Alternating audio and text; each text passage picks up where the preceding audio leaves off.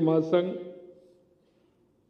के 62वें प्रांतीय अधिवेशन के अवसर पर मंच पर विराजमान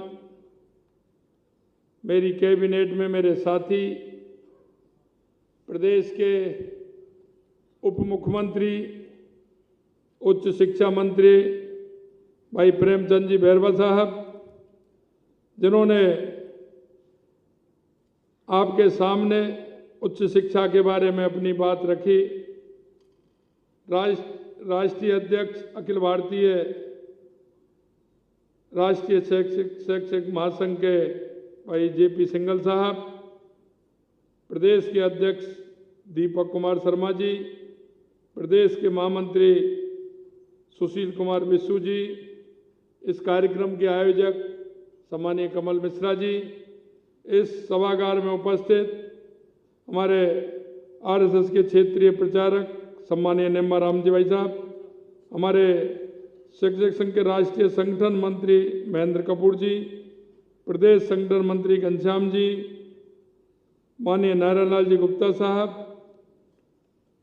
श्रीमान कैलाश जी सोडानी साहब, अल्पना कटेवा जी, अनिल राय जी, अनिल शुक्ला जी, निवर्तमान कुलपति बीएल चौधरी जी, भागीरथ जी, अशोक शर्मा जी और इस सभागार में बैठे सभी इस शैक्षिक महासम्मेलन के सभी पदाधिकारी और दूर दराज राजस्थान के हर जिले हर कोने से आए सभी मेरे प्रोफेसर बंधुओं, भगिनियों और सब मेरे प्यारे साथियों, निश्चित रूप से शिक्षा के क्षेत्र में वरिष्ठ मनीषीगण एवं आदरणीय शिक्षकगण सभी को मेरा नमस्कार। आज मुझे अखिल भारतीय राष्ट्रीय शैक्षिक महासंघ के प्रदेश अधिवेशन में आप सबके बीच उपस्थित होने का सौभाग्य मिला है, इसके लिए मैं आप सभी का आभार व्यक्त करता हूं। आप देश के भविष्य यानी कि विद्यार्थियों को तैयार करते हैं। शिक्षकों की भूमिका विद्यार्थियों को महज अक्षर ज्ञान देने तक सीमित नहीं, बल्कि वे देश के भविष्य को आने वाली चुनौतियों से निपटना भी सिखाते हैं। आप वही लोग हैं जो भावी पीढ़ी को दिशा देने का काम करते हैं, उनका चरित्र निर्माण का काम करते हैं, उन्हें राष्ट्र के लिए समर्पित और सक्षम और सफल नागरिक बनाने का काम करते हैं। भारतीय संस्कृति में गुरु शिष्य की महान परंपरा रही है। शिक्षक इस परंपरा की खूबियों को आत्मसात कर विद्यार्थियों में अच्छे गुण का विकास करते हैं। गुरु और शिष्य का रिश्ता इसलिए आत्मीय का है, इसलिए ये दुआ के माध्यम से मैं कहना चाहता हूँ, गुरु कुमार शिष्य कुंभ है, गढ़ गढ़ काढ़े खोट, अंतर हाथ सहार दे, बाहर बाहे चोट। तो गुरु का जो उद्देश्य है वो जिस तरह से एक कुंभकार अपने मटके को एक विशाल रूप देता है, एक आकार देता है, वो ऊपर से चोट मारता है लेकिन अंदर सहारा भी रखता है कि कहीं उसमें परेशानी नहीं हो जाए। तो इस तरह से हमारे सभी गुरुओं का काम है कि शिक्षा के क्षेत्र में अपना काम करना। गुरु की जीवन में बड़ी महिमा है। गुरु व्यक्ति के अंधेरे में जीवन में प्रकाश बढ़ता है। जीवन में गुरु का इतना बड़ा योगदान जिसे बयां करना संभव नहीं होता है। जैसा कहा है, सब धरती कागज करूं लिखनी सब बन रहा है, सात समुद्र की मस करूं गुरु गुण लिखा ना जाए। और ये कहावत ऐसे ही नहीं है, ये वास्तविकता है। आज हम सभी आप यहाँ बैठे हैं तो हमारे ऊपर भी किसी न किसी गुरु की कृपा है। हमको भी उस गुरु ने चलना सिखाया है, गुरु ने मार्ग दिखाया है। भारतीय संस्कृति में गुरु का स्थान ईश्वर से भी ऊपर माना जाता है। मैं आपसे इस अखिल भारतीय राष्ट्रीय शैक्षिक महासंघ में भारतीयता से ओतप्रोत संगठन है, शैक्षिक एवं सामाजिक जगत में सांस्कृतिक राष्ट्रवाद के विचार को स्थापित करने का काम कर रहा है। महासंघ शिक्षक हितों की रक्षा के साथ ही अपने राष्ट्रीय उद्योगों के पथ पर भी अग्रसर है। यह सामाजिक सरोकार और शिक्षा की गुणवत्ता में सुधार के कार्यक्रमों की क्रियान्वित कर रहा है। मुझे खुशी है कि वर्ष 1988 में स्थापित महासंघ आज देशव्यापी संगठन है। आज इसमें 24 राज्यों के 35 राज्य स्तरीय संगठन और 50 से अधिक विश्वविद्यालय स्तरीय संगठन का इनसे संबंध है। महासंघ के 3 सूत्र, राष्ट्र के हित में शिक्षा, शिक्षा के हित में शिक्षक और शिक्षक के हित में समाज, इसे देश भर में सम्मानित मानते हैं। मित्रों, मैं निवेदन करना चाहता हूं कि जिस तरह से हमारा शिक्षक राष्ट्र के प्रति समर्पित होता है, राष्ट्र के प्रति जो भाव उसका होता है वो समाज के अंदर उसका प्रभाव करता है। हम कह सकते हैं कि आज हमारे जिस तरह से समाज के अंदर एक शिक्षक को जो सम्मान है, और सम्मान ही नहीं, अग्रणी बन करके समाज को दिशा देने का काम करते हैं, समाज में उन बुराइयों को खत्म करने का काम करते हैं, समाज में एक अच्छा वातावरण बनाने का काम करते हैं, समाज में एक राष्ट्र को सर्वोपरि बनाने का काम करते हैं। मैं आपसे इतना ही कहना चाहता हूं कि हमारा उद्देश्य राज परिवर्तन नहीं, हमारा उद्देश्य व्यवस्था परिवर्तन का होता है। जिस व्यवस्था से हम आगे हमारे राष्ट्र को गति दे सकें, राष्ट्र को आगे बढ़ा सकें। मैं इतना ही कहना चाहता हूं। शिक्षकों के कई इस तरह के काम हुए हैं जिसमें कहना पड़ता है कि आज जिस तरह से महाविद्यालयों में शिक्षक नहीं है, एक साथ इतने भी महाविद्यालय बना दिए गए, बनाइए, कोई मना नहीं है, लेकिन उसकी व्यवस्था किस तरह से होती है। मैं कहना चाहता हूं, जिस तरह से एक कोई भी काम हम करते हैं, उस काम से करने से पहले उसका सोर्स देखा जाता है। आज हम देखते हैं राजस्थान के अंदर पिछले दिनों में हमने देखा है, हमारी सरकार को 6 महीने हुए हैं, हमने पिछली बार भी देखा है कि जिस तरह से सरकार ने काम किए हैं। मैं आपसे कहना चाहता हूं, क्या किसी भी क्षेत्र में हम काम करते हैं, हम काम करते वक्त उसका ध्येय और उद्देश्य देखते हैं, उसमें कैसे होगा इसका पहले हम विचार करते हैं। अब यहाँ मैंने देखा जिस तरह से राजस्थान के अंदर काम हुआ है, आज लोग कहते हैं बिजली की समस्या है।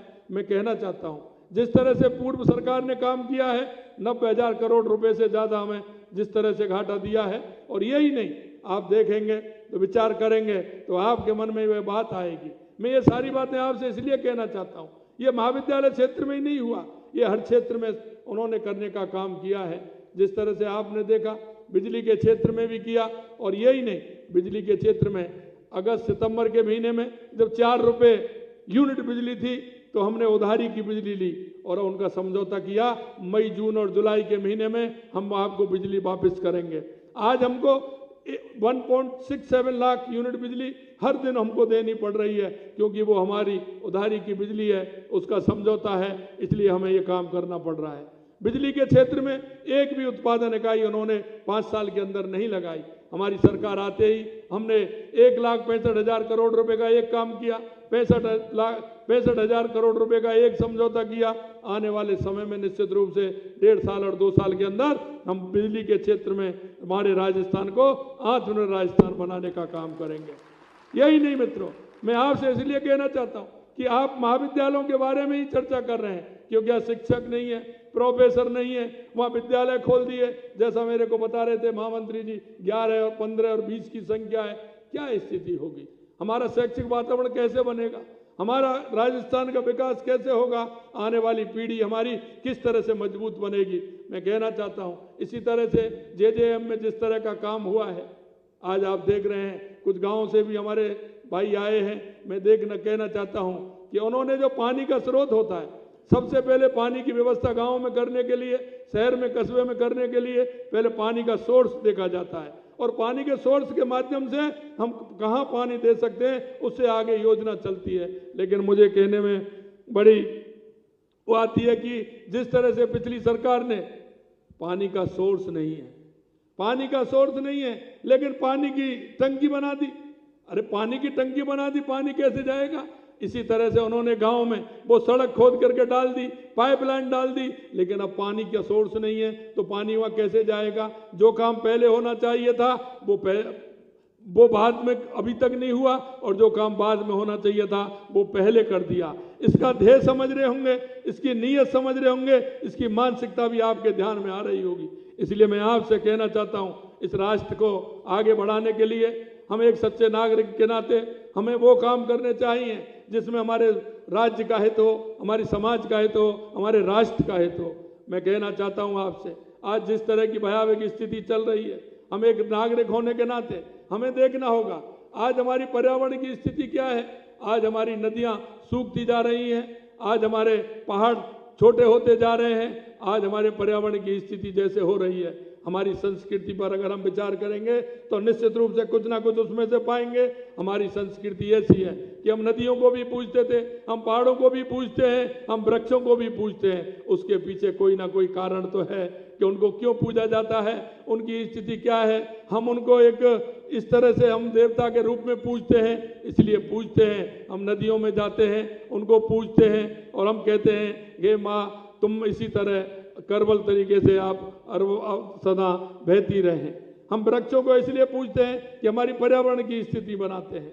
हमारा राष्ट्र सर्वोपरि राष्ट्र, दुनिया में संदेश देने वाला राष्ट्र कैसे बने, आगे कैसे चले, इन सारी बातों को भी हम देखते हैं। मैं आपके क्योंकि ये सारी बातें मैं इसलिए कहना चाहता हूं कि ये जो मेरे सामने आप सभी लोग बैठे हैं, निश्चित रूप से शिक्षा के क्षेत्र में आप काम करते हैं, लेकिन शिक्षा के क्षेत्र के अलावा समाज में आपकी पहचान है, समाज को दिशा देने का काम करते हैं। समाज में जब आप काम करते हैं तो लोग आपको मान्यता देते हैं, और मान्यता इसलिए देते हैं कि आप इस राष्ट्र के एक ऐसे नागरिक हैं जो समर्पित होकर के एक राष्ट्र चेतना का काम कर रहे हैं।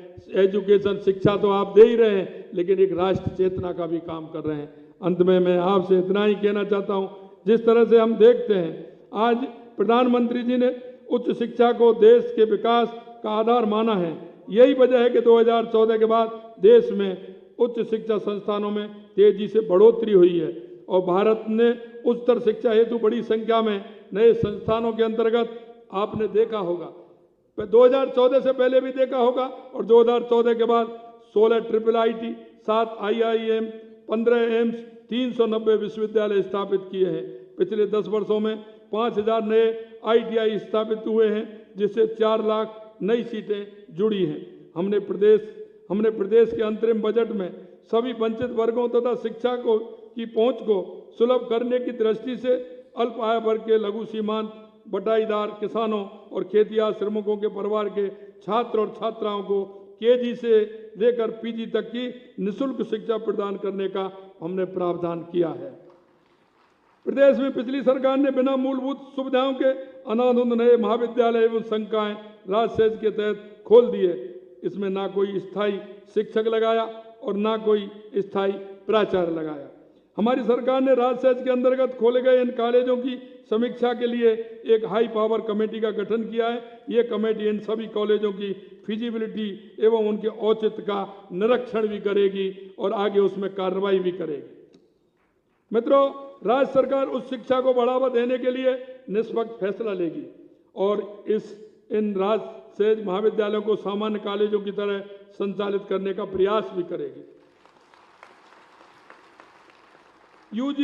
UGC रेगुलेशन 2010 और 2018 में महाविद्यालय एवं विश्वविद्यालय शिक्षकों की सेवानिवृत्ति आयु 65 वर्ष करने की सिफारिश की गई। राज्य में शिक्षकों की सेवानिवृत्ति आयु बढ़ाने के संदर्भ में विचार कर जो भी संभव सकारात्मक निर्णय होगा, राज्य सरकार उस पर भी विचार करेगी। कर्मचारियों का कल्याण हमारी प्राथमिकता है। सभी राज्य कर्मचारियों के हितों की रक्षा के लिए राज्य सरकार ने सभी विभागों को प्रतिवर्ष ACP CS का लाभ देने का निर्देश दिए हैं। कॉलेज शिक्षा विभाग विश्वविद्यालयों को इसके लिए शीघ्र निर्देश प्रदान किए जाएंगे कि ACP एवं CS के लाभ से वंचित जितने भी प्रकरण हैं लंबित हैं, उन्हें तुरंत निस्तारित किया जाए। भविष्य में प्रतिवर्ष ACP और CS लाभ के लिए प्रक्रिया सुनिश्चित की जाए। राज्य सरकार बनने के साथ ही हमने सभी विभागों में रिक्त पदों पर भर्ती के लिए विभिन्न समीक्षा बैठकें आयोजित की हैं और राज्य सरकार महाविद्यालय और विश्वविद्यालय में शिक्षक एवं कर्मचारियों के रिक्त पदों को शीघ्र भरने की कार्रवाई भी करेगी। आज अंतर्राष्ट्रीय योग दिवस पर आप लोग महसूस कर रहे होंगे कि जिस कदर भारतीय संस्कृति का परचम पूरी दुनिया में लहरा रहा है, प्रधानमंत्री जी के प्रयासों की बदौलत आज पूरी दुनिया में योग में हो गया है। हमारी संस्कृति और हमारा योग, हमारे ऋषि, हमारे मुनि, हमारे महंत, हमारे संत जो इस देश को बनाना चाहते थे, दुनिया भारत को विश्वगुरु कहती थी। आप देख रहे हैं देश के यशस्वी प्रधानमंत्री नरेंद्र मोदी जी ने दुनिया के लगभग 90 और 95% देशों में अंतर्राष्ट्रीय योग दिवस आज दुनिया में मना रहे हैं और इस योग दिवस को, योग को पूरी दुनिया में पहचान बनाने का काम हमारे प्रधानमंत्री जी ने किया है।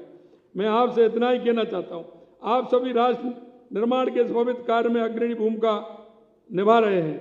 मैं आप सभी को शुभकामनाएं देता हूं। मैं इतना ही आपसे निवेदन करना चाहता हूं, क्योंकि हम भी एक नागरिक होने का कर्तव्य हमारा, हमको बोध रहे, ये भी हमको देखना पड़ेगा। मैं आपसे इसलिए कहना चाहता हूं, हमारी केंद्र सरकार की योजनाएं हो या राज्य सरकार की योजनाएं हैं, हमारी वो योजनाएं जो उस अंतिम पंक्ति में व्यक्ति खड़ा हुआ है, पंडित दीनदयाल उपाध्याय जी के वो अंत्योदय के उस वक्तव्य को भी जो अंतिम पंक्ति में व्यक्ति खड़ा है उसको लाभ मिलना चाहिए। मैं आपसे इतना ही कहना चाहता हूं, हमारे पड़ोस में, हमारे मोहल्ले में, हमारे गांव में कहीं भी आपको ऐसा लगे कि इसको आवश्यकता है, हम एक नागरिक होने के नाते हमारी केंद्र की और प्रदेश की योजनाओं को उसका लाभ मिले और उस पुण्य कार्य के लिए हम सभी कहीं ना कहीं उसमें भागीदारी बने। आज हम महिला सशक्तिकरण के लिए माननीय हमारे देश के यशस्वी प्रधानमंत्री नरेंद्र मोदी जी जिस तरह से काम कर रहे हैं, राजीव गांव के अंदर लखपति दीदी बनाने के लिए उन्होंने संकल्प लिया है कि 3 करोड़ हमारी उन बहनों को लखपति दीदी बनाने का हम काम करेंगे। आपने देखा होगा हमारी सरकार भी लगातार, हमने जो वायदा किया, हमारी माता बहनों को हमने वायदा किया था कि हमारी सरकार आते ही हम 450 रुपये में गैस का सिलेंडर देंगे। आज हम राजस्थान के अंदर 73 लाख बहनों को हम 450 रुपये में, हमारी 15 दिसंबर को सरकार बनी थी, 1 जनवरी से हमने प्रारंभ कर दिया है। हर क्षेत्र में हमारी बहनें मजबूत होंगी, हमारी माता बहनें मजबूत होंगी, हमारा प्रदेश मजबूत होगा, हमारा देश मजबूत होगा। महिला सशक्तिकरण बहुत आवश्यक है। मैं युवाओं से भी कहना चाहता हूं, हमारे युवाओं को जिस आशा और उम्मीद है, जिस युवाओं ने हमारी सरकार को लाने में प्रयास किया है पूरी तरह से, मैं उन युवाओं से भी कहना चाहता हूं, आप किसी भी तरह की चिंता नहीं करें। हमारी सरकार में कोई भी वैकेंसी नहीं रहेगी, हर महीने हम वैकेंसी भी निकालेंगे और हमने कहा है कि हमारे जितने भी रिटायर होते हैं तुरंत उस महीने वैकेंसी निकले। और ये बैकलॉग की बात करते हैं, हम कहना चाहते हैं आपसे कि निश्चित रूप से आपका सहयोग, आपका जो प्रयास जिस तरह से हमको मिलेगा, आपका सहयोग और मेहनत जो हम कर रहे हैं उसके हिसाब से आपका भी प्रयास हमें मिले। हम राजस्थान के उन युवाओं को और हम सभी को कहना चाहते हैं, आने वाले समय में हर तरह की भर्ती भी निकलेगी, हम उसमें भी आगे काम करेंगे। कोई भी किसी तरह से कोई किसी परेशानी नहीं हो, इसमें भी काम करेंगे। महिला सुदृढ़ीकरण से लेके युवा, किसान, मजदूर, सबके लिए हमारी सरकार प्रतिबद्ध है। आने वाला समय निश्चित रूप से राज्य बनाने की जो माननीय देश के यशस्वी प्रधानमंत्री नरेंद्र मोदी जी की जो कल्पना है, निश्चित रूप से आपके सहयोग से हम उसको पूरा करने में पूरा प्रयास करेंगे।